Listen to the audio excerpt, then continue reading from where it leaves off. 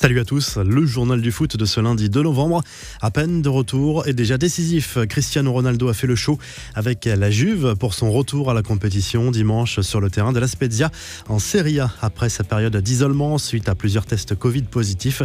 Victoire 4-1 de la vieille dame qui renoue avec le succès après une semaine compliquée. L'attaquant turinois est entré en jeu à la 56e minute à la place de Dybala. 3 minutes plus tard, il se montrait déjà décisif avec un premier but avant de s'offrir un doublé à la 77e sur pénalty cette fois. Quelques infos mercato. D'abord, le transfert de Geoffrey Kondogbia à l'Atlético Madrid. Le milieu de terrain arrive en provenance de Valence pour un montant avoisinant les 20 millions d'euros selon la presse espagnole.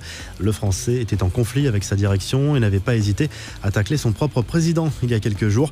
David Alaba, lui, se rapproche de la sortie au Bayern. Le président du club bavarois a annoncé dimanche soir qu'il retirait l'offre de prolongation à son défenseur dont le contrat se termine en juin prochain. La Juve aimerait l'attirer dès le mois de janvier. Le PSG étudie également la question. Et côté rumeur, Isco pourrait rebondir à Everton auprès de son ancien coach Carlo Ancelotti. Selon AS et le Daily Mirror, une vente du joueur pourrait aider à financer une future arrivée de Kylian Mbappé.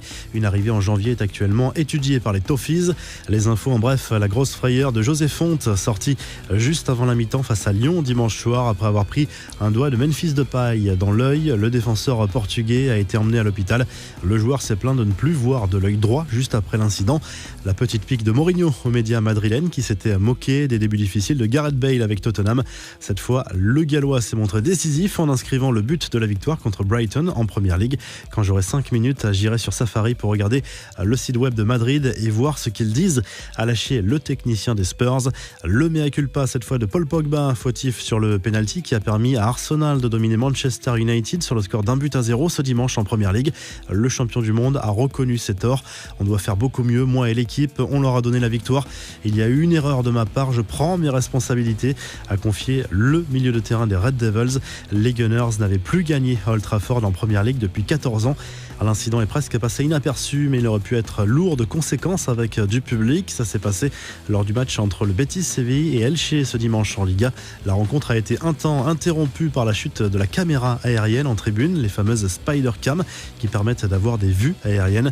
En Liga toujours, l'attaquant de Valence, Maxi Gomez, nous a gratifié de l'une des plus belles simulations de l'année. Il a bien failli provoquer l'expulsion de Mauro Arambari. Sur l'action, l'arbitre a d'abord sorti le rouge avant de revenir sur sa décision après avoir consulté le VAR. Le tacle aurait certes pu être dangereux, mais le joueur de Retafe ne touche absolument pas son adversaire. En Italie, cette fois, scène amusante lors du derby de Gênes. Des supporters privés de stade en raison du huis clos ont enflammé la rencontre à leur manière en envoyant un fumigène à l'intérieur de l'enceinte grâce à un petit parachute. Enfin, Neymar a passé une partie de son week-end d'Halloween à jouer aux jeux vidéo. L'un de ses amis en a profité pour lui tendre un piège pour observer sa réaction en voyant un homme déguisé en monstre à ses côtés. Effet réussi sur la star du PSG qui s'est fait une belle frayeur sur le coup. La revue de presse, le journal L'Équipe revient sur le match nul entre Lille et Lyon dimanche soir au stade Pierre-Mauroy. Score final 1 partout. Marcelo a été exclu en début de seconde période. Le LOSC laisse le PSG seul en tête. Lyon est 6e. En Espagne, Marca se penche sur le choc Real-Inter programmé ce mardi en Ligue des Champions. Le retour récent dans le groupe d'Eden Hazard incite à l'optimisme malgré les difficultés rencontrées par le club merengue en ce début de saison. Le journal évoque également le carton de la Real Sociedad sur le terrain de Vigo, 4-1. Le club basque est en tête de la Liga.